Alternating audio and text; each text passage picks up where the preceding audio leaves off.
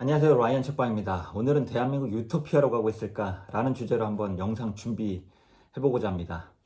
대한민국 출산율은 2021년 현재 0.81명 수준입니다. 전 세계 최저 수준이죠. 유럽 등 선진국에서는 이러한 저출산 현상이 좀 더 일찍 나타났습니다. 반대로 아프리카에서는 출산율이 5 이상인 국가가 여전히 다수 존재를 하고 있습니다. 저출산은 어떤 이유로 발생할까요? 낮은 취업률, 높은 부동산 가격, 자녀 교육 문제 등 많은 사회적 문제가 결부되어 있다고 사람들은 이야기하고 있습니다. 근데 이것만으로는 저는 설명이 매우 어려워 보인다고 생각하고 있습니다. 왜냐면요, 6.25 전쟁 기간 중 흥남철수 작전이 있었거든요. 많은 피난민들이 흥남에서 배를 타고 부산 지역으로 내려오고 있었던 것입니다. 이 배에서도 아이가 5명이나 태어납니다. 그렇게 비참하고 힘든 전쟁통 상황에서도 아이들은 아주 소중한 생명은 태어나게 됐던 것입니다. 팩트프니스의 저자 한스 로슬링에 의하면 여성의 교육 및 사회생활 참여가 낮은 출산율을 야기했다, 이렇게 표현하고 있습니다. 혹시 다른 이유는 없을까요? 좀 더 근본적인 이유는 없을까요? 궁금했습니다. 자, 인구 증가 및 소멸 관련 흥미로운 연구가 있어서 저는 오늘 이 부분을 소개해 드리고자 합니다.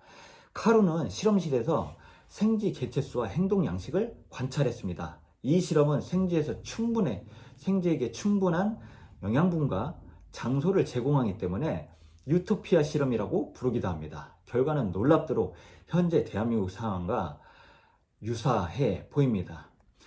결론 먼저 말씀드리겠습니다. 연구 결과에 의하면 아주 소규모 개체수의 생쥐는 충분한 공간과 영양분 공급 조건 하에서 2200마리까지 증가하게 됩니다. 높은 개체 밀도를 나타내고 있죠. 일정 기간 이후 생쥐 개체수는 자연스럽게 줄어듭니다. 먹이를 주고 공간이 있음에도 불구하고 개체수가 줄어듭니다. 자, 구간을 세분화해서 보면 결과가 더욱더 흥미롭습니다. 첫 번째 1단계입니다. 0일에서 100일까지고요. 이를 조정 단계라고 표현을 합니다. 생쥐는 활동 영역과 거처를 만듭니다. 이게 자리를 잡는 거죠. 그리고 적응을 하기 시작합니다. 그 두 번째 2단계입니다. 100일에서 315일까지 볼 수 있고요. 폭발적인 개체수 성장을 나타냅니다. 60일마다 개체수는 2배씩 성장을 하게 되고요. 자원 활용이 불균등해집니다. 영양분과 물을 더 투입하더라도 불균등은 계속 나타나게 됩니다. 가진 자는 더 갖게 되고 못 가진 자는 아무리 아둥바둥 노력을 해도 가질 수 없게 되는 것입니다. 먹이가 충분히 존재함에도 말이죠. 3단계입니다. 315일에서 560일까지이고요. 이를 균형 단계라고 표현하겠습니다. 개체수 성장 속도가 둔화됩니다. 젊은 세대 활동이 억제되기 시작합니다. 그 이유는 대부분 공간이 기존 세대에 의해서 차지하고 있기 때문이죠. 이미 사회적으로 기존 세대가 충분히 자리를 차지하고 있기 때문에 젊은 세대가 들어가기 어렵습니다. 폭력이 늘어나기 시작합니다. 특정 개별 생쥐는 이러한 공격의 목표가 되기도 합니다. 자, 성인으로 자란 생쥐는 청년 생쥐라고 했을 수 있던 이 어린 생쥐가 성인이 되잖아요. 이때 태어난 생쥐들은 그 이전 세대와 다른 양식을 보이게 됩니다. 연구자는 이를 아름다운 개체, The Beautiful Ones라고 표현하고 있습니다. 그들은 스스로를 다듬고 그루밍 하는 거죠. 근데 먹고 잠을 자기 때문입니다. 다른 개체와 교류를 하지 않습니다. 번식행위, 즉 섹스도 하지 않고 스스로를 돌봅니다. 그렇기 때문에 이 연구자는 The Beautiful Ones라고 표현하고 있습니다. 비정상적인 외부 충격 발생 시 대처를 하지 못하고 있습니다. 매우 멍청하다, The Stupid Ones라고 표현하기도 합니다. 자, 4단계에서는 560일 이후인데요. 개체수가 감소하게 됩니다. 특이하지 않나요? 공간과 먹이가 있음에도 불구하고 개체수가 저절로 감소하게 되는 것입니다. 번식이 나타나지 않게 됩니다. 개체수가 줄어들고요. 궁극적으로 전체 생쥐는 사멸하는 방향으로 이동하고 있습니다.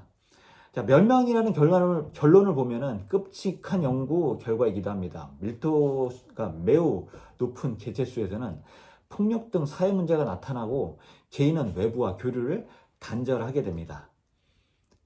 영국 일간지 가디언에 의하면 대한민국 서울의 젊은 층은 행복한 솔로가 되어가고 있습니다. 남을 생각하기보다 우리 스스로를 돌보고 있는 것이죠. SNS, 다양한 지역 활동을 참여할 수는 있겠지만 큰 틀에서 보면 사회는 점점 개인화되는 추세로 이동하고 있습니다. 1960년대 카룬의 발견, 생쥐 유토피아 실험과 매우 비슷하다는 생각이 들기도 합니다. 우리는 무엇을 해야 될까요? 이거 참 어려운 문제입니다. 현재 우리는 결혼 및 출산율을 방어하기 위해서 엄청난 정책, 엄청난 예산을 투입하고 있습니다.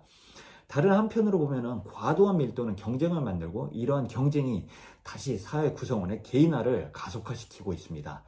이제는 이러한 개인 자체를 혹시 존중해야 되는 것 아닌가? 이러한 사회적 문제, 개인화, 그 다음에 스스로를 돌보는 것, 우리 동물 실험에서도 봤듯이 어쩌면 당연한 결과일지도 모르겠다 이런 생각이 들기도 합니다. 그렇기 때문에 저출산을 막는 것도 중요하겠지만 이러한 개인 스스로를 존중하는 것도 필요하겠다라는 생각이 듭니다. 즉 결혼을 안 하는, 못하는 개개인 스스로도 존중하는 정책도 필요하겠다라는 생각이 들기도 합니다. 개인화 트렌드를 무조건 막기보다는 받아들이고 사회적으로 지원해서 다양한 공동체 참여를 이끌어내는 것이 필요하겠습니다.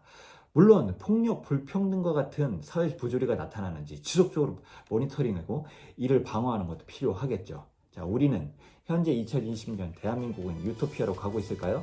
자, 한번 생각해 보시길 바라면서 이번 영상 마무리 짓도록 하겠습니다.